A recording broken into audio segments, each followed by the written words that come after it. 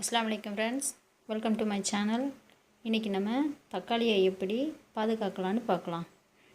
தக்காளியை இப்படி பாதுகாக்கிறதுக்கு ஒரு 5 நிமிஷமே போதும். இதை நம்ம கழுவி சுத்தம் பண்ணி கொடுத்துக்கிட்டோம்னா நம்ம வீட்டில் நம்ம குழந்தைகளே அதை செஞ்சுருவாங்க. அதுக்கு ரொம்ப ஒன்றும் தேவைப்படாது. இந்த மாதிரி நியூஸ் பேப்பர் எடுத்துக்கோங்க. அப்படி இல்லைன்னு சொன்னால் காட்டன் துணி கூட நீங்கள் இதுக்கு யூஸ் பண்ணிக்கலாம். முதல்ல தக்காளியை இந்த மாதிரி கழுவி வச்சுருங்க. கழுவி வச்சுருக்க தக்காளியை ஈரம் இல்லாமல் ஒரு துணியில் இந்த மாதிரி துடைச்சிருங்க. ஏன்னு சொன்னால் ஈரம் இருந்துச்சுன்னு சொன்னால் கெட்டு போயிடும்.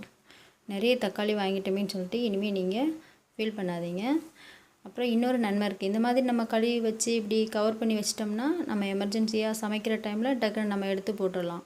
கழுவாமல் வைக்கிறதுனால தான் தக்காளி கெட்டு போகுது. ஏன்னா ஒரு தக்காளி மேலே ஒரு தக்காளி அழுகின தக்காளிகள் இருக்கும். அதோட இருக்க கிருமிகள் இன்னொரு தக்காளியை தாக்குறதுனால தான் இந்த மாதிரி தக்காளியெல்லாம் அழுகி போகிறது. ஸோ இந்த மாதிரி நீங்கள் தக்காளியை சேஃப்டி பண்ணி வச்சுக்கோங்க.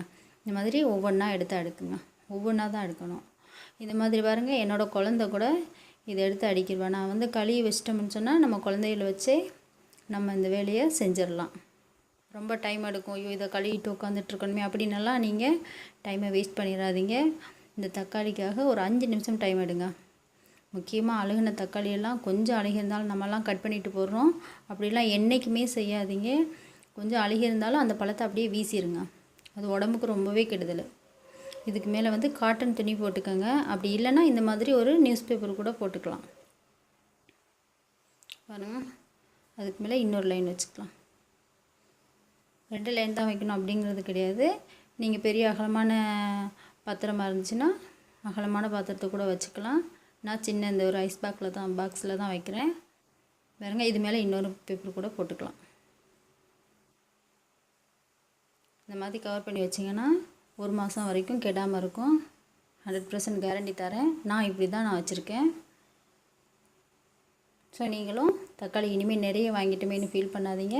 இந்த மாதிரி சேஃப்டி பண்ணி வச்சுக்கோங்க. தேங்க்யூ என்னோடய வீடியோ பார்த்ததுக்கு.